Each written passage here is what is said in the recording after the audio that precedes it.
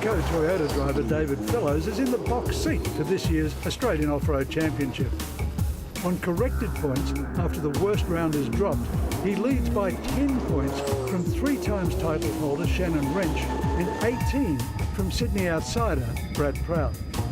Well, the strategy will be to set the pace, obviously, in prologue and get up the pointy end of the field and out of the dust, because Goondiwindi's traditionally very dusty. So if we can get out of that dust, that'll be good. And then we can get in a comfortable position and, yeah, let them chase us. But we also need to be careful we don't go and throw it all away, being silly trying to get away from the rest of the pack. Fellows has never led the title going into the final round. This season, he's been the driving force in an all-out effort by Northern Territory Toyota dealer Peter Kittle to win the championship in a radical new car, a state-of-the-art US-made Jimco buggy powered by a twin turbocharged version of the 3.5-litre V6 engine that powers the Australian-made Toyota Orion. It puts out about 700 horsepower when we need it to at certain boost levels. It puts out a substantial amount of torque, but I'm not going to tell you that number. And compared to the standard Orion engine, it's quite substantially more, but that just shows how strong that engine is as a standard engine, because we're able to do that without putting a lot of stress on that engine.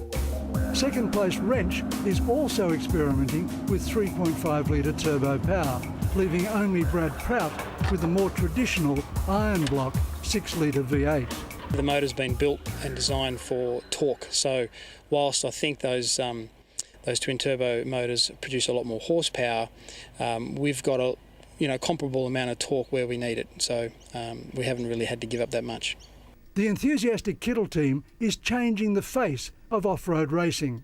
Not since John Chapman's Old Man Emu team of the 1980s has one outfit made such an impression. This year, after 8 years of trying, the Kittle team won the Fink Desert Race, the off-road equivalent of the Bathurst 1000. And co-driving was Kittle's 18-year-old son, Andrew. Dream's definitely to eventually be a driver and hopefully be as competitive as a driver as I've been lucky enough to be as a co-driver. But yeah, being with Dave, I've definitely learned a lot in terms of getting to that goal, so hopefully I'll achieve that. Dream could become reality next season. The Kittle team plans 2 Jimco buggies, but the big push will be the entry in the pro class of a TRD Hilux, a sports utility powered by the same V6 quad-cam engine. The Hilux will sit atop a specially built Jimco chassis, capable of off-road speeds up to 250 kilometres an hour. The good news is that Kittle's challenge is being met. 5 new Jimcos are expected in Australia next season, and Brad Prout, who uniquely drives solo, is having one made with onboard jacks to significantly reduce tyre-changing time. This year's title has been the closest on record.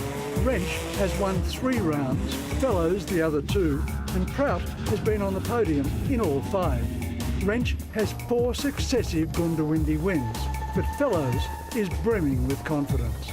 A win's pretty important. We've been trying very seriously for probably the last 6 years. The last few years with Pete, and about 13 years all up having a crack at the Australian rounds.